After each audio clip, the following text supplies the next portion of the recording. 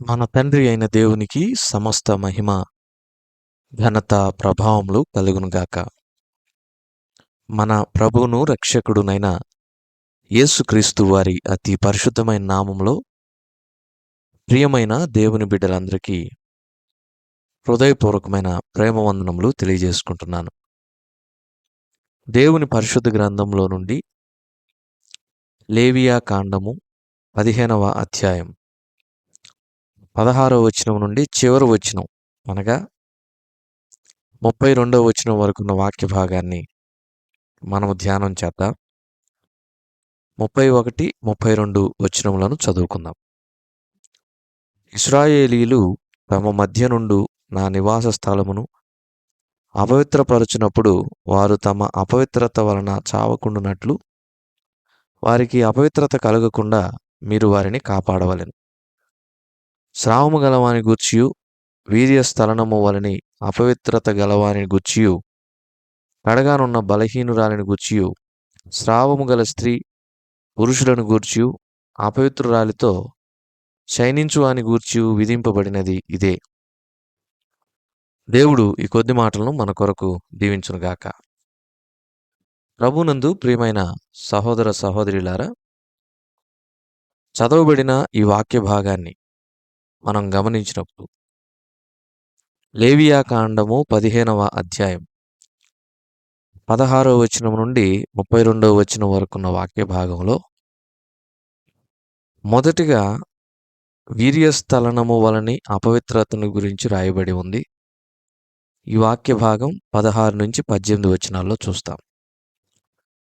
రెండవది స్రావము కలిగినటువంటి స్త్రీ మరియు అపవిత్రురాలుగా, బలహీనురాలుగా, కడగా ఉన్నటువంటి స్త్రీ.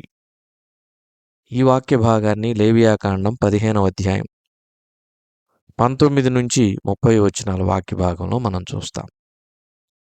అయితే ప్రభునందు ప్రియమైన వారలారా, ఇక్కడ అపవిత్రత ధర్మశాస్త్ర సంబంధంగా మనం చూచినప్పుడు శరీర సంబంధమైనదిగా మనం గమనించగలం.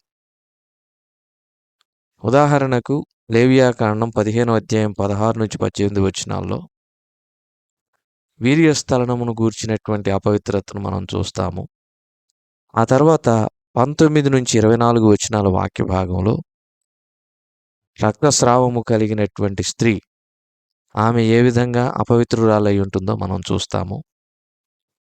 ఆ తర్వాత 25 నుంచి 30వ వచనం వరకు ఇదే రక్తస్రావ రోగము కలిగినటువంటి లేక ఇదే రక్తస్రావము చేత బాధించబడుతున్నటువంటి స్త్రీ ఎవరైతే ఉన్నారో వారు ఏ విధంగా ఉంటారు అనే విషయాన్ని మనం చూచినప్పుడు వారు కడగా ఉండడానికి ముందు కానీ తర్వాత కానీ ఈ రక్తస్రావం గనక కొనసాగినట్లయితే వారు అపవిత్రులుగానే ఉంటారు.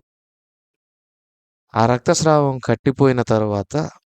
కట్టుకున్న తర్వాత 7 దినములు వారు కడగా ఉండి 7 దినములు ప్రత్యేకంగా ఉండి రక్తస్రావము కట్టబడిన తరువాత 7 దినములు ప్రత్యేకముగా ఉండి 8వ దినాన వారు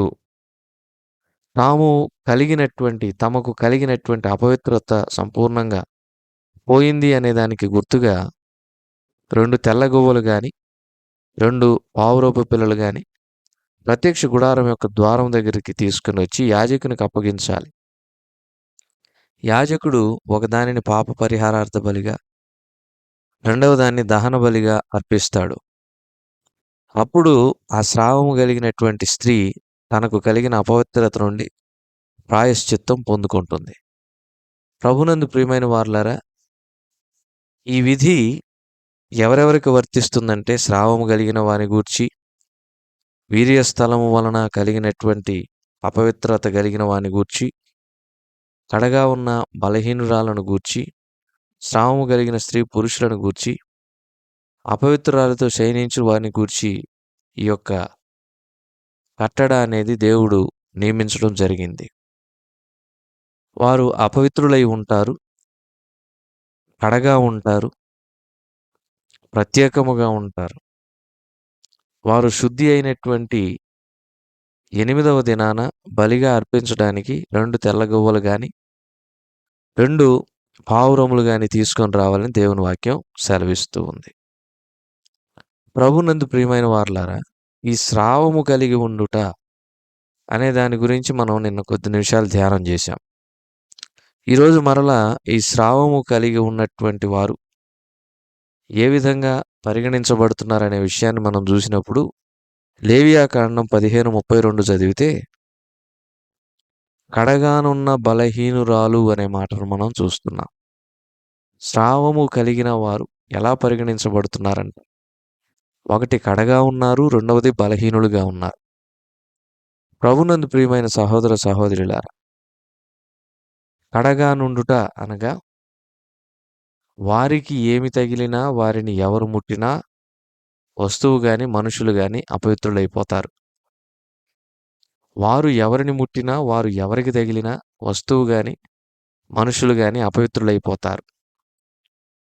ఆ వస్తువులు మట్టితో తయారు చేయబడితే పగలగొట్టాలి. చెక్కతో తయారు చేయబడితే నీటితో కడగబడాలి. ప్రభునందు ప్రియమైన వారలారా, ఈ విధమైనటువంటి కట్టడ ఉంది. స్రావము కలిగిన వారు బలహీనులుగా ఎంచబడుతున్నారు. స్రావము కలిగిన వారు కడగా ఉంటారు. స్రావము అనగా మానవుని యొక్క దేహంలో నుండి స్రవించేది. ఇప్పుడు చీములాగా వస్తుంటుంది. చీము కలిసి రక్తం కూడా వస్తుంది. దేహము పగిలినట్లుగా ఉండి, ఆ దేహములో నుండి స్రవించేటటువంటి దానిని స్రావము అని అంటారు. ఆ స్రావములో రక్తము రావచ్చు, చీము రావచ్చు, నీరు వంటి పదార్థం కూడా రావచ్చు.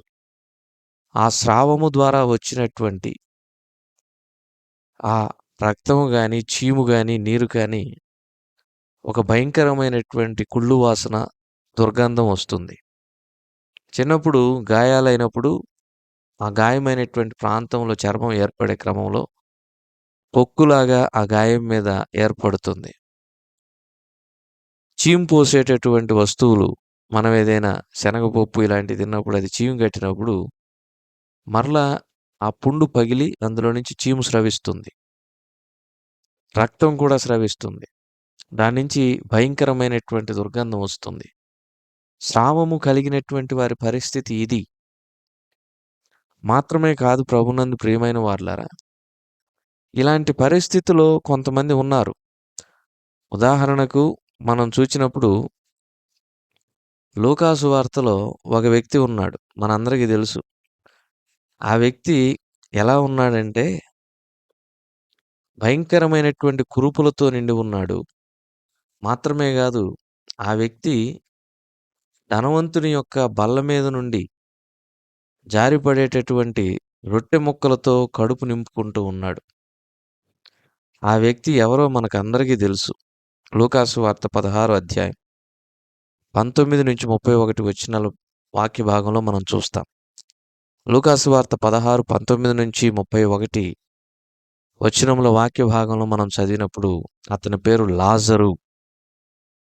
ప్రభునందు ప్రియమైన వారలారా, ఈ లాజరు దరిద్రుడని, లాజరు కురుపులతో నిండినవాడని, ధనవంతుని ఇంటి వాకిట పడి ఉన్నాడని, అతని బల్ల మీద నుండి పడు రొట్టె ముక్కలతో ఆకలి తీర్చుకుంటూ ఉన్నాడని, కుక్కలు వచ్చి తన కురుపులు నాకుతున్నట్లుగా మనం చూస్తాం.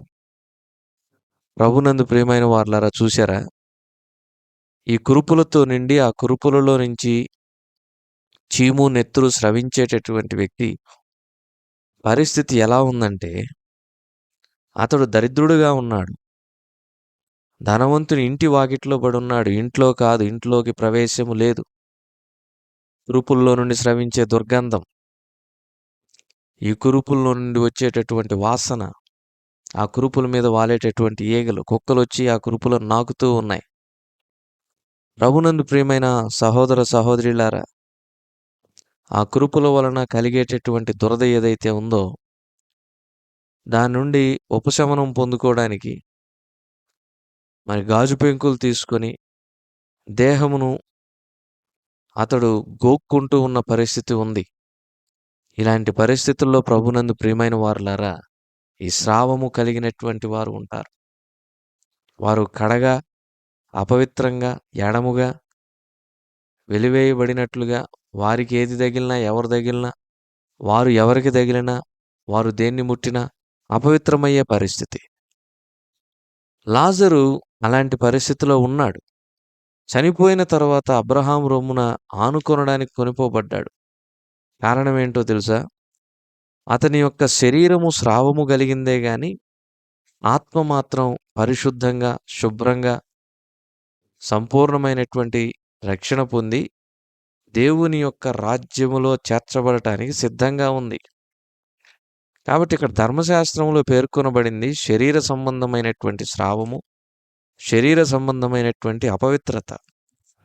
కానీ క్రొత్త నిబంధన ప్రకారం ఆత్మ సంబంధమైనటువంటి స్రావం ఉండకూడదు.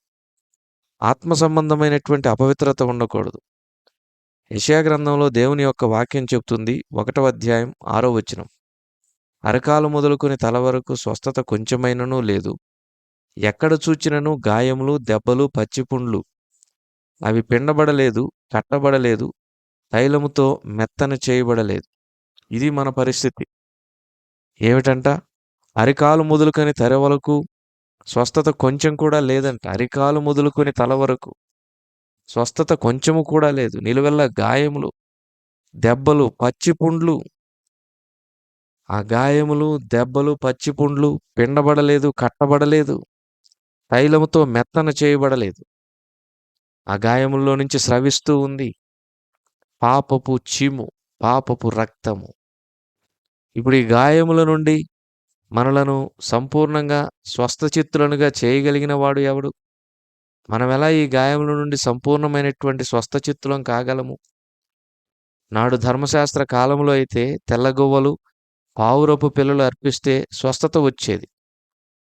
మరి పాపముల నుండి సంపూర్ణమైన స్వస్థత లభించాలంటే, పాపపు గాయముల నుండి స్రవిస్తున్న చీము, రక్తము నుండి సంపూర్ణమైన స్వస్థత లభించాలంటే ఎలా సాధ్యం?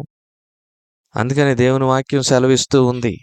పేతురు రాసిన మొదటి పత్రిక 2వ అధ్యాయం 24వ వచనం.